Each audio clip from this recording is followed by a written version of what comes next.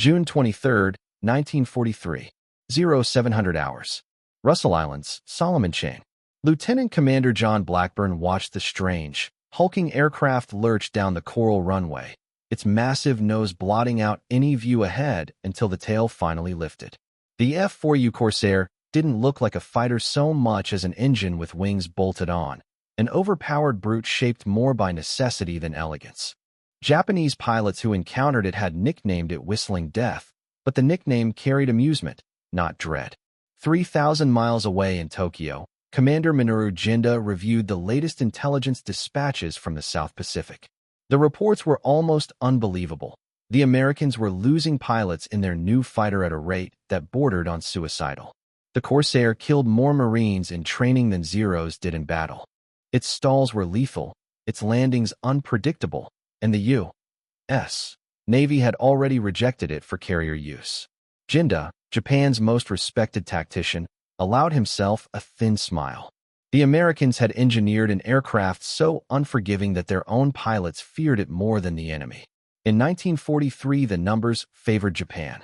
The Mitsubishi A6M0 could outclimb nearly anything, turn inside every American fighter, and in the hands of veterans hardened since the China campaign, it dominated the sky. Newly arrived U.S. aviators were green. Japanese pilots averaged 800 hours or more. Their training followed the old ideal, warrior and machine as one. The Zero was their blade, an extension of the samurai spirit itself. Saburo Sakai, Japan's famed ace with 64 victories, had flown a captured Wildcat and dismissed it instantly. In his diary he wrote, "It handles like a truck, heavy, sluggish, blind." To him, American engineering was all metal and brute strength, lacking the artistry of a true dogfighter's machine.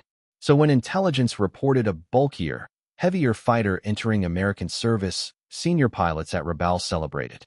The Americans, they believed, were only widening the gap between their machines and Japan's aerial ballet. The first Corsair squadrons arrived in February 1943, and disaster followed. Marine Fighting Squadron 124, VMF 124, lost more aircraft to accidents in their first month than to Japanese fire. The 2,000-horsepower Pratt & Whitney engine generated so much torque that takeoff felt like wrestling a wild animal. The long nose meant pilots were blind on approach. The rigid landing gear punished even minor errors, bouncing aircraft back into the air and flipping them into wrecks. Major Gregory Boyington, who would later command the Black Sheep Squadron, barely lived through his first landing. "It falls out of the sky at 70 knots, he said. 1 second you're flying. Next second you're dropping like a stone. The Corsair's reputation spread quickly through Japan's intelligence network. Lieutenant Commander Tio Tanemu at Rabaul collected every crash report, and the conclusion seemed obvious. The Americans had built a machine that defeated its pilots before the Japanese ever engaged it. Ground crews joked that they should send medals to Vought for such a remarkable self-sabotage weapon. Then, slowly, the tone of the reports changed. Zeros began disappearing, not in tight-turning fights, but in sudden, violent ambushes from above. Surviving pilots spoke of a strange whistle right before impact, a high-pitched scream produced by the Corsair's wing-root oil coolers. Usually, by the time they heard it, the Corsair had already fired. Lieutenant Ken Walsh of VMF 124 discovered the truth on May 13, 1943. Caught alone by 3 Zeros over the Russell Islands, he made the mistake every Corsair instructor warned against. He tried to turn with them. The Zeros immediately gained position. Out of options, Walsh shoved the throttle forward and dove hard. What happened next changed everything. The Corsair came alive. The airspeed needle lunged past 400 knots. For 20, 440, the controls stayed firm, the wings steady, the engine howling but unfazed. When Walsh finally leveled out and looked back, the Zeros were far behind, unable to follow. Their lightweight frames simply could not withstand such a dive. Walsh climbed back up, used his new energy advantage, and swept down again. His 6.50 caliber guns converged at 300 yards, ripping apart the first Zero, then the second, then a third that tried to dive away. The Zero's era of supremacy was beginning to fracture. The Corsair's strengths were the opposite of everything the Zero relied on. Speed, altitude, and overwhelming firepower. It could climb past 25,000 feet, while the Zero struggled to reach 20.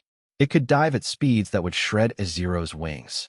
And 6 Browning machine guns could hurl more destruction in 3 seconds than a Zero could deliver in 10.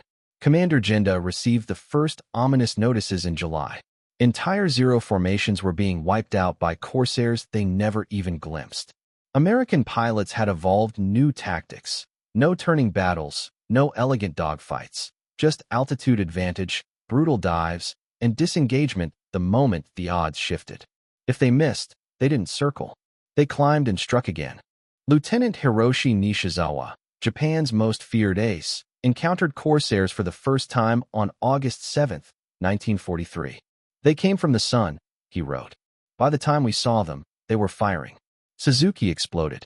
A second vanished in flame. I turned hard, but the American did not follow. He simply climbed away. I could not catch him. My Zero felt motionless. By late summer, the kill ratios told the story plainly. Where the Zero once held a 3:1 advantage, Corsairs began achieving 7:1 against them. And the shift was only beginning. Marine Captain Robert Hansen proved just how quickly the balance had shifted. Flying his Corsair through the South Pacific's shimmering heat, he downed 20 Zeros in just 6 weeks. Lieutenant Kenneth Walsh claimed 21 victories in 3 months. These were not chaotic dogfights. They were calculated strikes. American pilots were no longer trying to outturn the Zero. They were dismantling its strengths one altitude band at a time. The Corsair's firepower was a major part of the equation. Its 6.50 caliber Brownings hurled half-inch rounds at nearly 3,000 feet per second. In a 1-second burst, 80 rounds ripped forward in a tight cone. Against the Zero's fragile construction, the effect was catastrophic.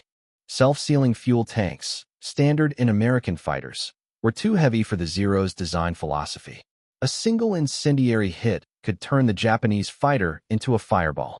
Chief Petty Officer Toshio Oda at Rabaul remembered the wrecks limping home. The holes were different, he said. American 40s made neat punctures. These 50s tore sections away, wings with holes big enough to crawl through, fuselages smashed like with hammers. Many planes never returned at all. With every engagement, the psychology of combat shifted. Zero pilots, who once controlled every fight, now found themselves waiting for attackers they couldn't see. Corsairs materialized from above, carved through a formation, and vanished into the high blue before a maneuver could even begin. By the time surviving Zeros clawed their way back to altitude, the Americans were already setting up another dive. Major Donald Yost of VMF 213 summarized the new doctrine plainly. We stopped flying like dogfighters. We flew like predators. Altitude was ammunition. Speed was survival. If a Zero got behind you, you didn't turn. You shoved the nose down and left him in the dust. Nothing could follow a Corsair through a high-speed dive. Pilot training only sharpened the divide. Japan's fighter program demanded nearly 2 years to produce an operational Zero pilot, and dogfighting mastery required hundreds of hours of practice. But Corsair tactics, boom, strike, climb, could be taught in months. American pilots arrived with 200 hours of flight time and quickly held their own against Japanese veterans flying since the late 1930s. The aircraft's sheer performance allowed novices to survive encounters that would have been fatal in older fighters. By November 1943, Japanese naval aviation was facing a crisis. The elite corps of pilots who had carried Japan through the early war years was being erased, systematically, relentlessly, by an aircraft they had once dismissed as a death trap. Vice Admiral Takajiro Onishi reported grimly to Tokyo. The enemy no longer engages in honorable combat. They attack from advantage and withdraw when pressed. Their new fighter surpasses ours in speed, altitude, and striking power. We are not losing to superior pilots. We are losing to superior machines. Production numbers worsened the odds. Japan had built just over 10,000 Zeros across 4 years, supplying multiple fronts. The United States produced nearly 8,000 Corsairs alone, and their factories were only speeding up. Every Japanese pilot lost represented years of training. Every American pilot lost was replaced within weeks. Commander Minoru Jenda, once amused by American crash reports, now studied combat logs with growing dread. In December 1943, he wrote, "We mistook difficulty for weakness. An aircraft that demands mastery will defeat pilots who never face such demands. The Corsair is not a dueling fighter. It is an executioner." The effect on pilot morale was devastating. Lieutenant Tio Tanemu, one of the few Japanese aces to survive the war, later said, "In 1942, we owned the sky. By 1944, the sky belonged to the Americans. You heard that whistle, and you knew death was falling on you. Outrun? Impossible. Outclimb? No chance. Outturn? Meaningless." Another Corsair was already diving. The famed Black Sheep Squadron, VMF 214, proved the Corsair's dominance with brutal clarity. In just 4 months, from September 1943 to January 1944, they shot down 97 Japanese aircraft while losing only 12 Corsairs, most to ground fire. Air-to-air, they were nearly untouchable.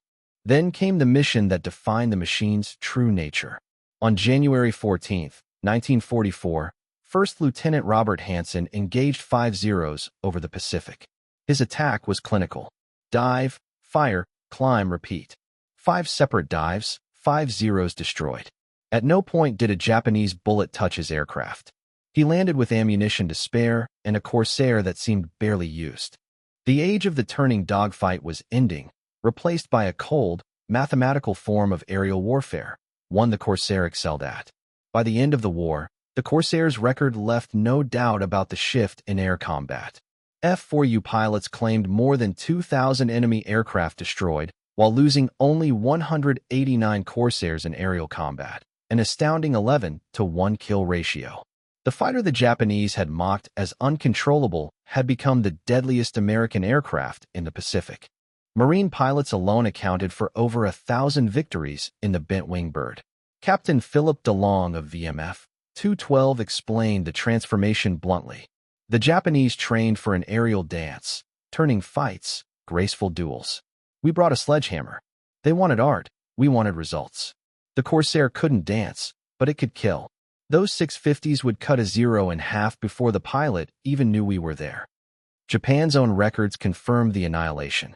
By August 1945, of the thousands of naval aviators who had once scoffed at early Corsair accidents, fewer than 100 were still alive. The rest had learned too late that speed and firepower, not technique, now ruled the sky. The eerie whistle of a diving Corsair had become the sound of Japan's defeat long before surrender papers were signed.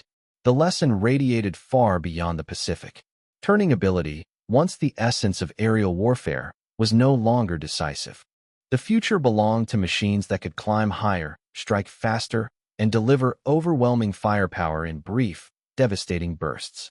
The Zero, beautiful, agile, and deadly in its era, was trapped inside a philosophy that the war had already outgrown. The Corsair, brutal and demanding, embodied what came next, a fighter where engineering overpowered tradition. After the war, Saburo Sakai, Japan's greatest surviving ace, reflected on the bitter irony. "We laughed when we heard Americans were dying in training. We thought it proved their inferiority. But they were learning to master a machine we could not match.